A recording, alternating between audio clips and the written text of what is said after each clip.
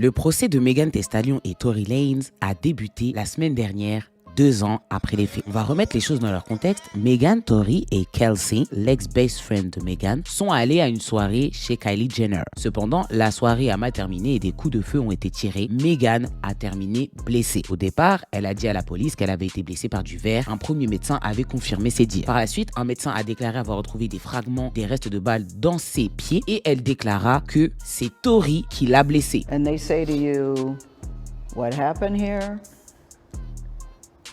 I don't remember everything they said to me, but I remember them asking me what's happening, what happened to you, and I didn't want them to kill any of us or shoot any of us.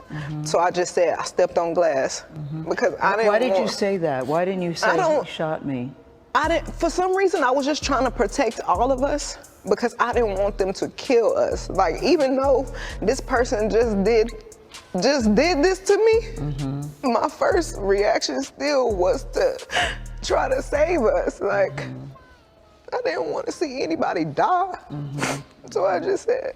Ce qui a bien évidemment conduit la police de LA à poursuivre Tory avec les charges suivantes: usage d'une arme à feu, possession d'armes non répertoriées et une autre vient d'être ajoutée dernièrement, négligence avec une arme. Car s'il y avait des preuves solides, Tory Lanez aurait directement été condamné pour tentative de meurtre. Actuellement, le procès a débuté et pour commencer ce procès, les avocats ont fait une plaidoirie. Ils font un discours pour introduire la future histoire qu'ils vont essayer de faire gober, si je puis dire, aux jurés. C'est les avocats de Megan qui ont retracé les faits dans un premier temps à l'ouverture de ce procès et voici leur déclaration. L'histoire aurait commencé quand Megan a dit à Tory que sa musique était nulle. Il s'est par la suite énervé et lui aurait dit « danse salope » en lui tirant dessus. Kelsey aurait essayé de l'aider mais Tory l'aurait frappé avant de leur demander de remonter dans la voiture. Kelsey, son ami, a envoyé un message à l'agent de sécurité de Megan en lui disant « Tory lui a tiré dessus ». Ils ont diffusé un audio également de Tory Lanez s'excusant auprès de Kelsey et il a envoyé des messages d'excuses également à Megan et son bodyguard. Il n'a pas spécifié la raison de ses excuses, mais les avocats de Megan, tout comme ceux de Tory, ont pour but dans ce dossier de convaincre les jurés à travers une histoire qu'ils vont créer en fonction du peu de preuves et en fonction du peu de déclarations qu'ils disposent. En parlant de preuves, des résidus de l'arme à feu ont été retrouvés sur les mains de Kelsey et Tory et d'après les avocats de Megan, ça serait car elle était à côté de lui. Les avocats de Tory, quant à lui, ont décrit une histoire totalement différente. Ils ont dit que ça avait commencé chez Kylie Jenner, que Tory aurait tenté de flirter avec Kylie, ce qui aurait énervé Megan, car à l'époque, elle entretenait des relations avec Tory, ce qui l'aurait donc rendue jalouse. Une embrouille aurait commencé et il se serait fait virer de chez Kylie. C'est dans la voiture que Tory aurait lâché la bombe, comme quoi il sortait avec Megan dans le dos de son ami Kelsey, sachant qu'à l'époque, Kelsey et Tory étaient en couple. Meg serait sorti de la voiture pour commencer à frapper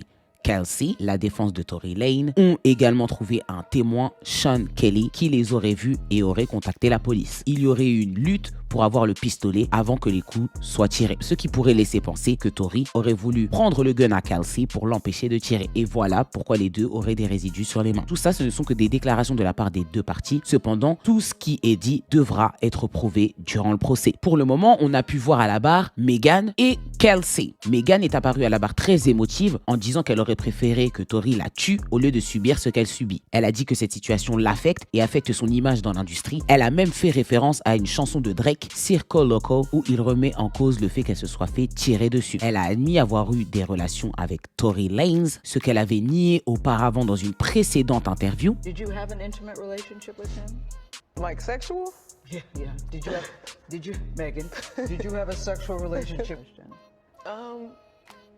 I didn't have a sexual relationship. Elle a par contre nié le fait d'être jalouse de la proximité entre Tory Lanez et Kylie Jenner. Elle a déclaré avoir quitté la fête car sa wig était en train de quitter son crâne, ce qui l'a rendue mal à l'aise. Elle a confirmé certaines parties de l'histoire des avocats de Tory Lanez. Elle a confirmé que Tory a parlé des relations qu'ils entretenaient ensemble devant Kelsey. Elle a aussi confirmé le fait que Tory s'est senti insulté quand elle a dénigré sa musique et sa carrière. Elle a également précisé que Tory lui aurait tiré dessus par la fenêtre et a nié la bagarre avec Kelsey, malgré le fait qu'il y ait un témoin qui les ait vus se battre avant les coups de feu. Elle a terminé en disant que Tory et Kelsey Kelsey se sont rapprochés d'elle après les coups de feu et les deux étaient en état de choc, ce qui pourrait nous laisser penser que c'était un coup de feu accidentel. Tout ce que je vous ai décrit là, ça s'est passé durant les 4 premiers jours. Concernant Kelsey, son témoignage est totalement incohérent et elle a totalement changé sa version des faits. Son premier témoignage n'a rien à voir avec ce qu'elle est en train de dire actuellement au tribunal. Elle a concrètement avoué qu'elle avait menti. Elle a donc remis en cause tout le témoignage de Megan. Durant le 5e jour du procès, on a appris que l'ADN de Tory Lanez n'a pas été retrouvé sur l'arme, mais l'ADN d'une femme a bien été trouvé. L'ADN de Kelsey n'a pas été testé. Je trouve ça fou car d'après ce qu'on comprend, c'est que Kelsey, après les faits, est totalement passée à la trappe. La police n'a même pas pris ses empreintes, sachant qu'elle se trouvait sur les lieux d'un crime. Élément très important, durant le procès, Kelsey a plaidé le 5th, donc le 5e amendement de la Constitution américaine, ce qui lui a donné